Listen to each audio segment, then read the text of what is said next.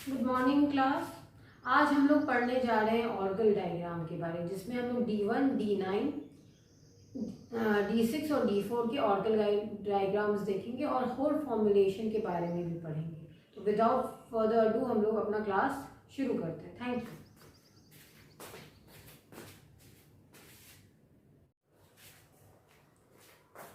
तो आइए Orgel diagram के बारे में पढ़ते हैं।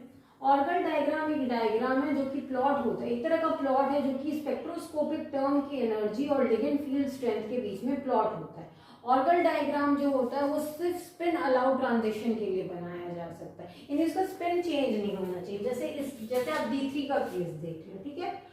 आपको पता है लिगेंड के डी ऑर्बिटल्स जो होती हैं वो लिगेंड के प्रेजेंस में क्या होती हैं, स्प्लिट कर जाती है Eg और T2G में, ऑक्टाहेड्रल फील्ड में, ठीक है। तो अगर मान लीजिए यहाँ पे T2G है, इसमें क्या है, मान लीजिए 3 इलेक्ट्रॉन्स हैं, ठीक है, और Eg खाली है, तो क्या होगा जब ये इलेक्ट्रॉन T2G से Eg में जंप करेगा तो इसका स्पिन चेंज नहीं होगा, तो ये स्पिन अलाउ ट्रांजिशन है। तो ये जो आपकी ऑर्गल डायग्राम होती है वो स्पिन अलाउ ट्रांजिशन के लिए ही एप्लीकेबल है। स्पिन फॉरबिडन ट्रांजिशन या लो स्पिन के लिए आप ये ऑर्गल डायग्राम नहीं बना सकते। जैसे आप D5 का केस देख लीजिए। D5 में क्या हो जाएगा, 5 इलेक्ट्रॉन होंगे, ये अगेन Eg और T2G में स्प्लिट कर जाएगा, 5 इलेक्ट्रॉन होंगे, ठीक है। 1 2 3 4 5।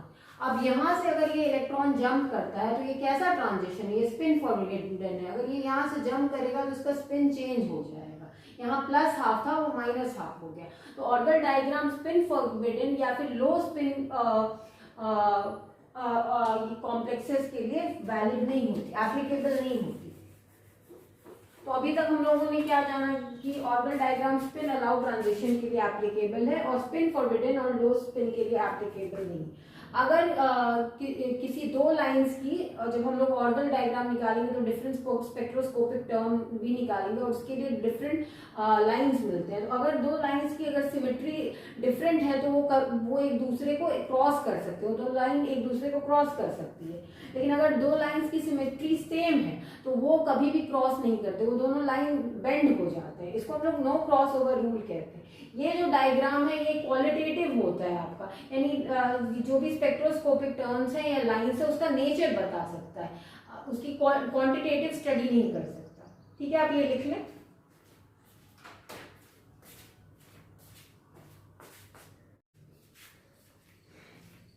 तो आइए हम लोग ऑर्गल डायग्राम पढ़ने से पहले कुछ चीजों के बारे में जान लेते हैं। यहाँ पे आप इलेक्ट्रॉनिक कॉन्फ़िगरेशन देख रहे हैं और उसके रिस्पेक्ट में यहाँ पे उसका टर्म सिंबल निकाला गया या ग्राउंड स्टेट टर्म आप कह सकते हैं।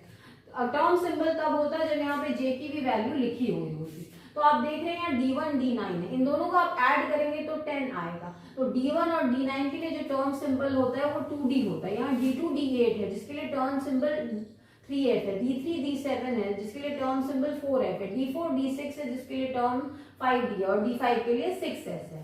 तो अब अगर आपको ये मेमोराइज करना है तो आप ये लिख लो DFFDS याद रखो, और ये जो ऊपर वाला है आप 2 से स्टार्ट करो लिखना और बढ़ाते जाओ 2 3 4 5 6।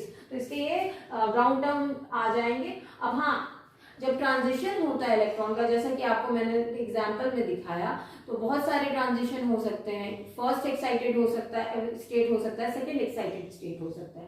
तो ये आपके D2 D8 और D3 D7 के फर्स्ट एक्साइटेड स्टेट का जो टर्म ग्राउंड टर्म आता है वो 3p और 4p आता है, ठीक है। अब हम लोग एटॉमिक टर्म सिंबल के बारे में डिस्कस कर लेते हैं। जो आपके एटॉमिक टर्म है वो sp-df है। तो sp के लिए ऑक्टाहेड्रल फील्ड में जो मॉलिक्यूलर टर्म सिंबल आती है वो A1G होती है।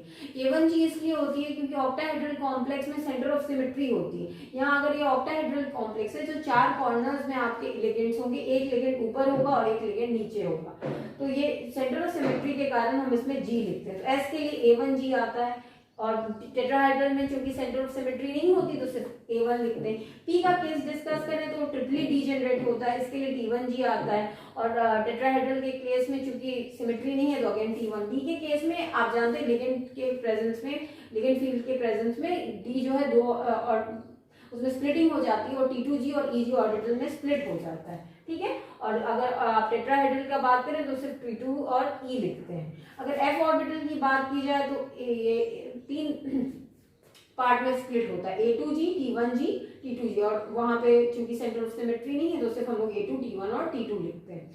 आप जो ये टर्म, ये मूलिकन टर्म सिंबल देख रहे हैं, A1 का मतलब होता है नॉन डीजेनरेट, ये फर्दर स्प्लिट नहीं होता है, या फिर इसमें एक ही ऑर्बिटल होता है, एक ऑर्बिटल होता है, ठीक है। ट्रिपली डीजेनरेट का मतलब ये टी जहां लिखा हुआ है उसका मतलब ट्रिपली डीजेनरेट है, ई जहां लिखा हुआ है उसका मतलब डबली डीजेनरेट, और ए आपको जैसा कि मैंने बताया नॉन डीजेनरेट होता है, टी जो होता है ट्रिपली डीजेनरेट होता है, और ई डबली डीजेनरेट होता है। आप ये लिख लें। तो आइए हम लोग डायग्राम, ऑर्बिटल डायग्राम देख लेते हैं, डिस्कस कर लेते हैं D1 इन ऑक्टाहेड्रल, ठीक है। तो अब क्या होता है, D1 है तो ये आपका D ऑर्बिटल है, ठीक है, एक इलेक्ट्रॉन है यहाँ पे, ये फर्दर किसमें स्प्लिट हो जाता है, Eg और T2G में।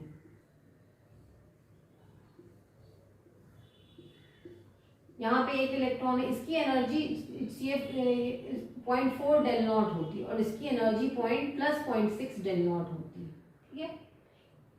इन दोनों के बीच का एनर्जी गैप होगा। अब क्या होगा, ये तो इसका ग्राउंड स्टेट हो गया। ग्राउंड स्टेट में यहाँ पे CFSE कितनी है, CFSE आप यहाँ पे ग्राउंड स्टेट में CFSE है आपकी -4 del naught, 1 × -4 that is -4 del naught. उसके बाद क्या होगा, ये इलेक्ट्रॉन एक्साइट होगी, तो अब क्या होगा, ये इलेक्ट्रॉन T2G से Eg लेवल पे चली गई,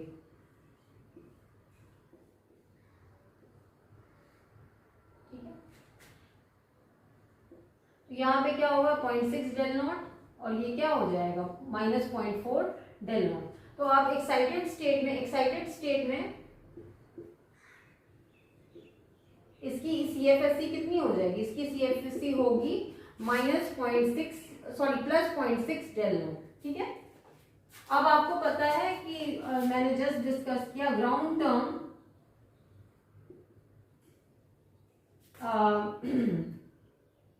D1 के लिए कितना होता है, वो होता है आपका 2D, DFF DS 2 से स्टार्ट करते हैं तो 2 दिया है। अब हम लोग diagram, Mulliken diagram, sorry orbital diagram draw करेंगे, जो कि क्या है आपका, यहाँ पे आपका ये एनर्जी होगा स्पेक्ट्रोस्कोपिक टर्म का,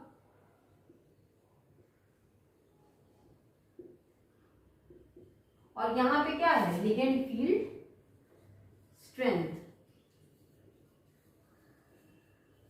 तो आप देख रहे हैं ग्राउंड टर्म क्या है 2D, तो जो कि किसमें स्प्लिट हो जा रहा है, ये 2Eg और 2T2G में स्प्लिट हो जा रहा है। तो ऊपर हम लोग 2Eg लिख सकते हैं और नीचे हम लोग लिख सकते हैं 2T2G।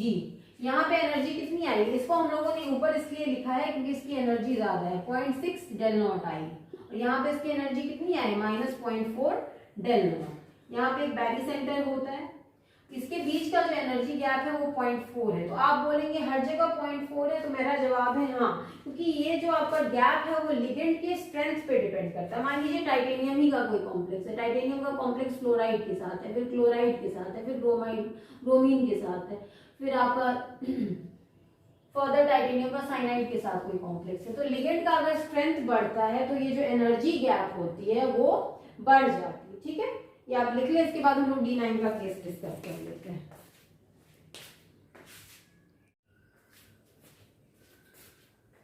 तो आइए अब हम लोग ऑर्बिटल डायग्राम डिस्कस कर लेते हैं D9 इन ऑक्टाहेड्रल कॉम्प्लेक्स। तो D9 है आपका, ठीक है,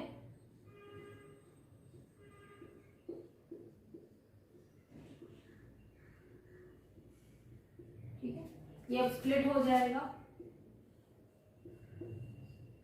ये आपका Eg ऑर्बिटल है और ये क्या है T2G ऑर्बिटल।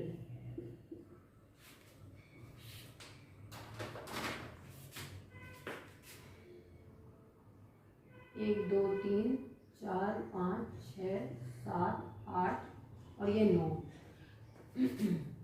देखिए यहाँ पे एनर्जी कितनी होती है +0.6 डेल नॉट, और यहाँ पे एनर्जी कितनी होती है -4.4 डेल नॉट, ठीक है। आप अगर D5 का केस जानते हैं तो उसमें 0 हो जाता है। अगर D5 से एक्स्ट्रा है बस हम लोग, या यहाँ पे आप जब एनर्जी कैलकुलेट करेंगे आप कैलकुलेट कर सकते हैं। 6 इंटू कितना हो जाएगा, -0.4 प्लस क्या हो जाएगा 3 इंटू प्लस 0.6 डेल नॉट। तो CFSC कितनी आएगी, इसकी CFSC आ रही है -2.4 प्लस 1.8 यानी 0.6 आ रही है, 0.6 डेल नॉट आ रही है। ठीक है, अब क्या होगा, यहाँ पे इलेक्ट्रॉन जो है वो ग्राउंड स्टेट से एक्साइटेड स्टेट में जाएगा, यानी यहाँ से इलेक्ट्रॉन यहाँ जंप करेगा। तो ठीक है, हम लोग देख लेते हैं ऑर्बिटल का डायग्राम।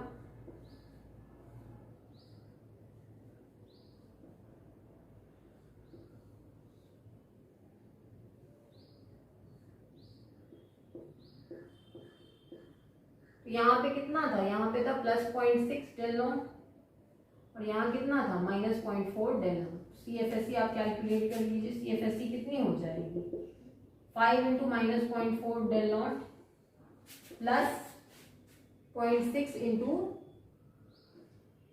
4 del naught. तो ये कितना आ जा रहा है, ये आ रहा है आपका -2.0 डेल नॉट प्लस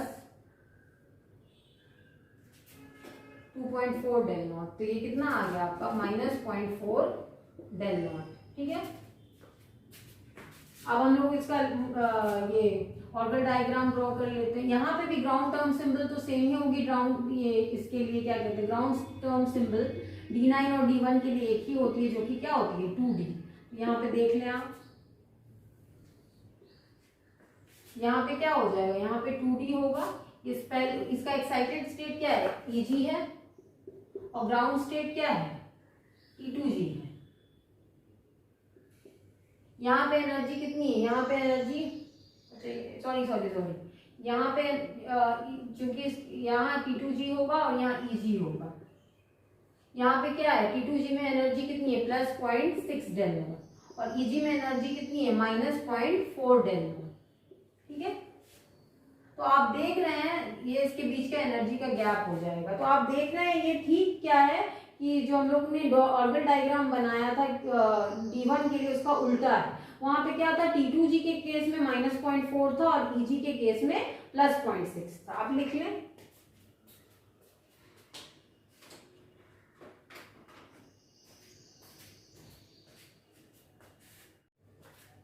तो आइए हम लोग ऑर्बिटल डायग्राम देख लेते हैं D1 इन टेट्राहेड्रल के केस में। तो D1 में एक इलेक्ट्रॉन होता है, तो ये ऑर्बिटल किस में स्प्लिट होता है, T2 और Eg में स्प्लिट हो जाता है। तो यहाँ पे Eg का और T2 और E में स्प्लिट हो जाता है, और यहाँ पे E की एनर्जी कितनी होती है -0.6 डेल्टा T, और यहाँ T2 की एनर्जी कितनी होती है +0.4 डेल्टा T। ठीक है, तो यहाँ पे अगर एक इलेक्ट्रॉन आया तो उसकी CFSC कितनी हो जाएगी -0.6 डेल T। उसके बाद क्या होगा, आप जानते ही हम लोग इलेक्ट्रॉन को एक्साइट करेंगे, तो वो कहाँ चला जाएगा, T2 ऑर्बिटल में चला जाएगा। ठीक है, यहाँ पे क्या था -0.4 डेल्टा T था और यहाँ क्या था +0.6 डेल्टा T। तो CFSC कितनी आ गई, CFSC आपकी आ गई यहाँ पे -0.4 डेल्टा T। तो यहाँ पे जो ट्रांजिशन हो रहा है वो कहाँ से हो रहा है, E से हो रहा है, किसमें T2 में। ठीक है, और यहाँ पे आप ग्राउंड टर्म तो सेम ही होगा क्योंकि क्या कहते हैं वो तो आपका स्टेट पे डिपेंड नहीं करता, तो ग्राउंड टर्म इसमें भी 2D ही आएगा। अब हम लोग ऑर्बिटल डायग्राम देख लेते हैं। यहाँ पे आपकी एनर्जी होगी स्पेक्ट्रोस्कोपिक टर्म की, और यहाँ पे क्या होगा आपका ligand field LFS ligand field strength होगा। तो ऊपर आपका कितना वैल्यू होगा, एक minute +0.4 del naught del T। ठीक है,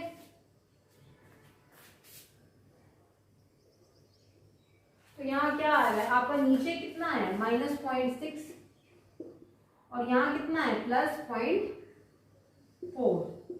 ठीक है, ये इन दोनों के बीच की एनर्जी की डिफरेंस हो जाती है, ये इसका ऑर्बिटल डायग्राम है। ठीक है, अब हम लोग नेक्स्ट जो ऑर्बिटल डायग्राम डिस्कस करेंगे वो D4 के केस का करेंगे। आप ये लिख लें,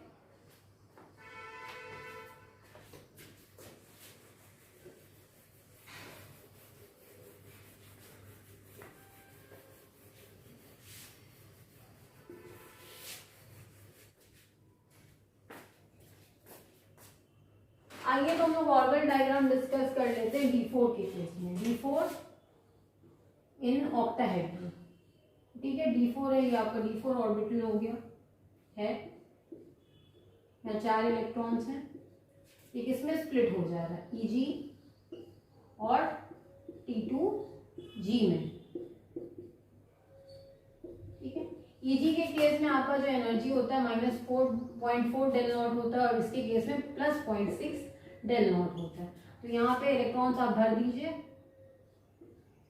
अब क्या होगा, इसका आप अगर CFSC निकालेंगे तो इसकी CFSC कितनी आ जाएगी, आप निकाल के देख लीजिएगा। -0.4 into 3 is -1.2 del naught plus 0.6 which is equal to -0.6 del naught।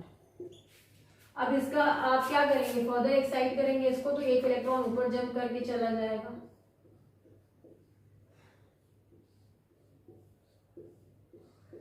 यहाँ पे आप फिर से एनर्जी निकालिए, -0.4 डेल नॉट है और ये +0.6 डेल नॉट है।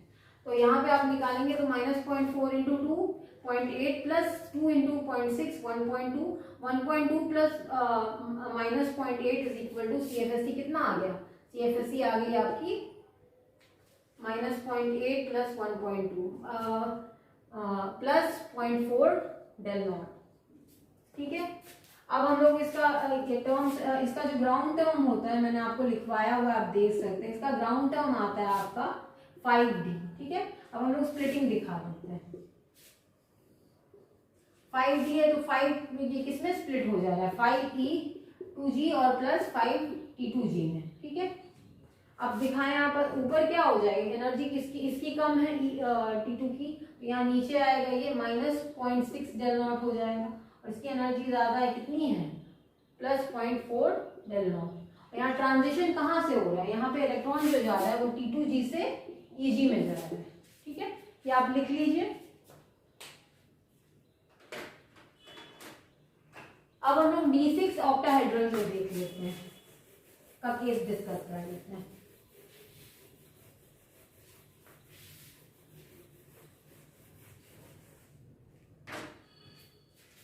D6 इन ऑक्टाहेड्रल, ठीक है।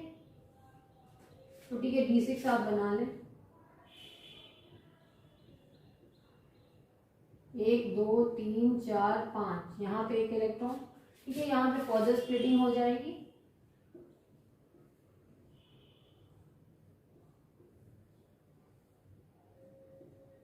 एक 2 3 4 5 6, ठीक है।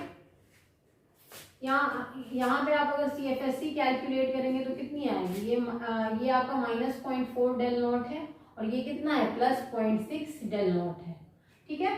तो यहाँ पे देखिए, जब 5 ऑर्बिटल्स में इलेक्ट्रॉन आते हैं तो D5 के केस में तो 0 ही होता है, एक इलेक्ट्रॉन एक्स्ट्रा है, इसलिए कितना आ जाएगा, -0.4 डेल नॉट हो जाएगा। अब क्या होगा, इसका एक्साइटेड स्टेट में हम लोग इलेक्ट्रॉन को एक्साइट करेंगे तो क्या होगा, ये इलेक्ट्रॉन यहाँ जाके पेयर हो जाएगी, और यहाँ क्या होगा, एक इलेक्ट्रॉन कम हो जाएगा, 3 इलेक्ट्रॉन्स हो जाएंगे।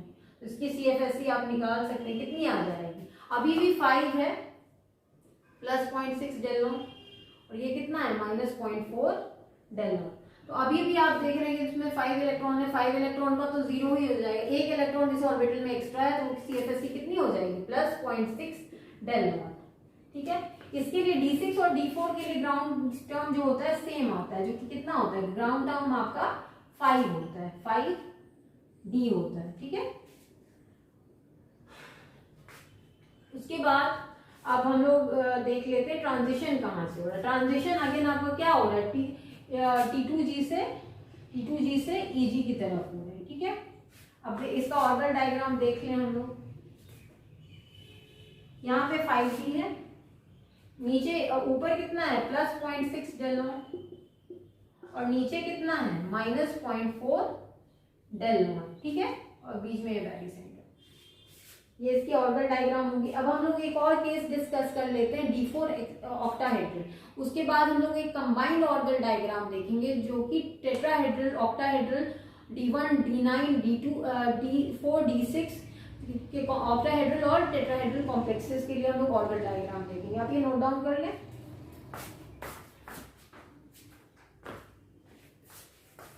अब हम हम लोग आ जाते हैं D4 टेट्राहेड्रल के केस में।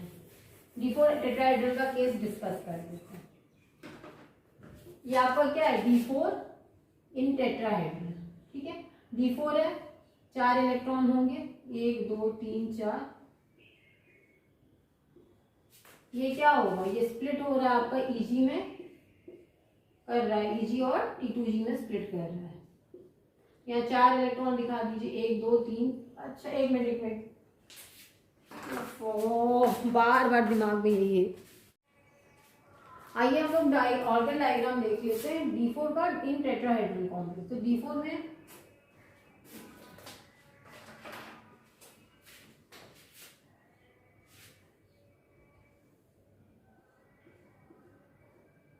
यहाँ 4 इलेक्ट्रॉन्स हैं, ठीक है। स्प्लिट हो गया आपका Eg में, सॉरी T2 में और E2 में। यहाँ पे इसकी एनर्जी होती है +0.6 डेल टी, और यहाँ पे इसकी एनर्जी होती है -0.4 डेल टी, ठीक है। 4 इलेक्ट्रॉन्स हम कर देते हैं, 1 2 3 4। इसकी एनर्जी कितनी आ जाएगी, 0.6 × 2 यानी 1.2 प्लस -0.8। तो 1.2 में 0.8 हटाएंगे तो CFSC कितनी आ जाएगी, CFSC आपकी आ जाएगी +0.4 डेल टी, ठीक है। उसके बाद अब इलेक्ट्रॉन को एक्साइट किया गया है, एक्साइट हुआ है, क्या होगा, यहाँ पे इलेक्ट्रॉन्स आ जाएंगे और यहाँ पे एक ही इलेक्ट्रॉन रहेगा। ये क्या आपका 0.6 है और ये -0.4 है डेल टी। तो यहाँ CFSC कितनी आ रही है, CFSC 0.6 को आप 1 से मल्टीप्लाई करेंगे तो 0.6 -0.4, तो यानी 0.6 -1.2 डेल टी, तो आपका आ जाएगा आ जाएगा आपका -0.6 डेल टी, -0.6 डेल टी।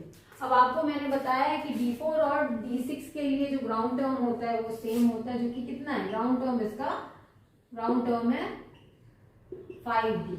अब यहाँ पे इलेक्ट्रॉन्स कहाँ से कहाँ जा रहे हैं, E2 से जा रहे हैं इलेक्ट्रॉन T2 में, ठीक है।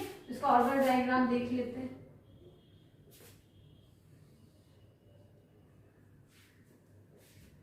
यहाँ पे आपका 5d हो जाएगा, इसकी स्प्लिटिंग हो जाएगी। ऊपर कितना है, ऊपर आपका है +0.4 और नीचे कितना है आपका -0.6 डेल टी, ठीक है। अब एक लास्ट केस डिस्कस कर लेते हैं D6 टेट्राहेड्रल फील्ड में। उसके बाद मैं एक कंबाइंड ऑर्बिटल डायग्राम बताऊंगी जिसमें D1 D9 in octahedral and tetrahedral field, D4 D6 in octahedral and tetrahedral field, उसका एक कंबाइंड ऑर्बिटल डायग्राम होगा।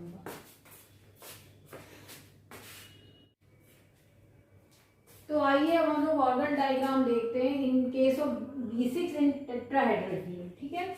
D6 है यानी 6 इलेक्ट्रॉन होंगे।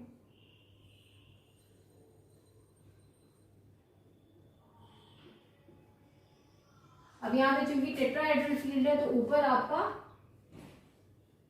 T2 ऑर्बिटल होगा और नीचे क्या होगा आपका Eg ऑर्बिटल होगा, E2 ऑर्बिटल होगा। तो यहाँ पे एनर्जी कितनी होगी, इसकी एनर्जी होगी -0.6 और इसकी कितनी होगी +0.4। अब हम लोग इलेक्ट्रॉन भरना शुरू करते हैं, 1 2 3 4 5 और 6, ठीक है। तो यहाँ पे आप इसकी CFSC कैलकुलेट कीजिए, CFSC कितनी आएगी। अब देखिए क्योंकि 5 है तो उसके लिए तो 0 ही हो जाएगा और एक एक्स्ट्रा इलेक्ट्रॉन है तो यहाँ पे CFSC आपकी -0.6 डेल टी आ रही है। अब हम लोग क्या करवाएंगे, बैरी सेंटर है, अब इसका हम लोग इलेक्ट्रॉन का एक्साइटेशन करवाएंगे। तो क्या होगा, एक इलेक्ट्रॉन एक्स्ट्रा यहाँ चली आएगी और यहाँ पे 2 इलेक्ट्रॉन, ये कितना है +0.4 और ये -0.6 डेल टी। तो यहाँ CFSC कितनी हो जाएगी, इसकी CFSC हो जाएगी आपकी 5, चूंकि इलेक्ट्रॉन D5 के केस में आप जानते हैं 0 होता है, एक इलेक्ट्रॉन यहाँ एक्स्ट्रा, इसलिए +0.4 डेल टी हो जाएगा। अब हम लोग इसका ऑर्बिटल डायग्राम देख लेते हैं। D6 के केस में भी ग्राउंड टर्म कितना होता है, अब टेट्राहेड्रल हो या ऑक्टाहेड्रल फील्ड हो उससे फर्क नहीं पड़ता, ग्राउंड टर्म तो आपका 5d ही आएगा। अब हम लोग इसका ऑर्बिटल डायग्राम डिस्कस कर लेते हैं। हाँ, यहाँ ट्रांजिशन कहाँ से हो गया, यहाँ ट्रांजिशन E2 से T2 में होगा, ठीक है। ये आपका 5d टर्म हो जाएगा, ये ऊपर आपका ऊपर आपका +0.4 आ रहा है और नीचे क्या आ रहा है, नीचे आपका -0.6 आ रहा है, बीच में बैरीसेंटर।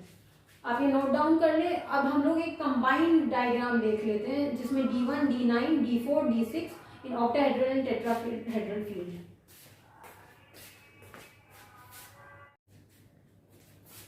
तो आइए एक कंबाइंड ऑर्बिटल डायग्राम देख लेते हैं। आप जैसा कि देखे थे D1 के केस में कि वहां पे इलेक्ट्रॉन कहाँ से जा रहा था, T2 से Eg के केस में, और यहाँ पे स्प्लिटिंग जब हुई थी तो ऊपर आपकी एनर्जी कितनी थी 0.6 और नीचे एनर्जी -0.4 थी। तो ये जो ऑर्बिटल डायग्राम है इस साइड वाला, ये आपको D1 के केस में भी मिलेगा, D6 के केस में भी मिलेगा, D9 के केस में भी मिलेगा और D4 के केस में भी मिलेगा। D1 ऑक्टाहेड्रल के केस में, D6 ऑक्टाहेड्रल के केस में, D9 टेट्राहेड्रल और D4 टेट्राहेड्रल के केस में आप देख सकते हैं।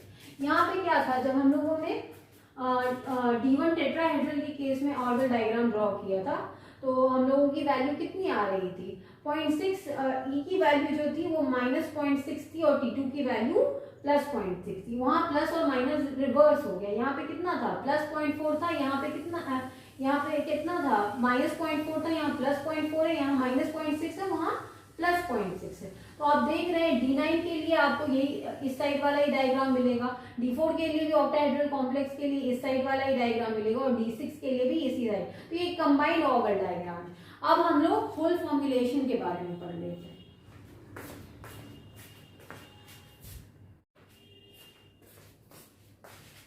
तो ये हम लोग होल फॉर्मुलिज्म देख लेते हैं। यहाँ पे D3 है, यानी कितने इलेक्ट्रॉन्स होंगे, इसमें 3 इलेक्ट्रॉन्स होंगे। तो यहाँ पे 3 ट्रांजिशन पॉसिबल है, ये इलेक्ट्रॉन भी ऊपर यहाँ जा सकता है, ये वाला भी जा सकता है, ये वाला भी जा सकता है, लेकिन एम्प्टी स्पेस या होल कितना है, 2 ही है। तो 3 ट्रांजिशन और इसमें पॉसिबल है, लेकिन जो अलाउड ट्रांजिशन होंगे वो सिर्फ 2 होंगे। 3 transition are possible, 3 transition are possible, but there is space for only 2। तो यहाँ पे 3 ट्रांजिशन पॉसिबल हैं, लेकिन इसमें सिर्फ 2 अलाउड ट्रांजिशन होते हैं। हम D4 का केस भी देख लेते हैं। D4 में 4 इलेक्ट्रॉन्स हैं, तो यहाँ पे होल या एम्प्टी स्पेस एक ही है, यानी ट्रांजिशन कितने हो सकते हैं, यहाँ 3 इलेक्ट्रॉन है तो 3 ट्रांजिशन हो सकते हैं, but there is space for only 1। 3 transition are possible, but there is space for only 1। अब नेक्स्ट देख लेते हैं D8 का केस।